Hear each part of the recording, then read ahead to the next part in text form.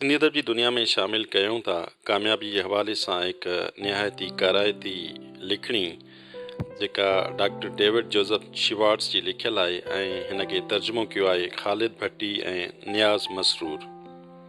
यकीन जी कुवत सां अवां कामयाबी माणे सघो था। कामयाबी जो मतिलबु आहे केतिरनि ई हैरत में विझंदड़ मुस्बत शयुनि जो ज़ाहिर थियणु।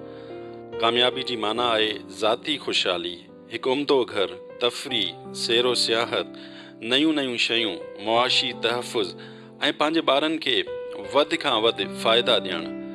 कामयाबी मां मुराद आहे तहसीन हासिलु करणु, सरवाणी यानी लीडरशिप हासिलु करणु, पंहिंजे कारोबार खे ॿियनि जे भेट में अॻिते वधाइणु ऐं समाजी ज़िंदगीअ में को मक़ाम माणणु।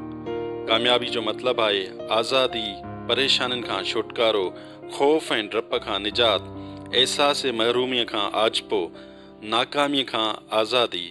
कामयाबी मां मुराद आहे ज़ाती इज़त, लगातार ख़ुशियूं माणणु ऐं मुतमइन ज़िंदगी। वधीक उन ई क़ाबिल हुअणु त जिन माण्हुनि जो अव्हां ते दारो मदार आहे उन्हनि लाइ घणो कुझु करणु। कामयाबी जो मतिलबु आहे ज़िंदगीअ जो मक़सदु हासिलु करे वठणु। हर इंसान कामयाबी चाहे थो, हर को सुठी ज़िंदगी गुज़ारणु घुरे थो। को बि शख़्स ज़िंदगी ॾुखी नथो गुज़ारणु चाहे, को बि मामूली ज़िंदगी गुज़ारणु नथो चाहे, को बि ॿिए दर्जे जो अहसासु नथो करणु घुरिजे। हू अहिड़े अहसास खे पाण खां परे धिकणु थो चाहे। कुझु अमली तौरु कामयाब माण्हू पंहिंजी फ़हम जी तामीर कंदा आहिनि ऐं उहे मुक़दस किताब जो हवालो ॾींदे चवंदा आहिनि त यकीन जी कुवत ॾूंगर खे बि ॾारे सघे थी। यकीन करियो, पको पुख़्तो यकीन करियो त अव्हां बि पहाड़ दोड़े सघो था।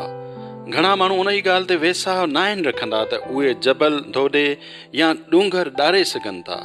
उन करे नतीजतन उहे माण्हू ईअं करे ई नथा सघनि। शायदि अव्हां कंहिं मौक़े ते कंहिं ॿिए खां चवंदे ॿुधो हुजे त बेवकूफ़, तूं छा थो सम्झी त तूं जबल खे दोड़े सघे थो? रुगो ईअं चवण सां पहाड़ दुॾी सघे थो? उहो त नामुमकिन आहे।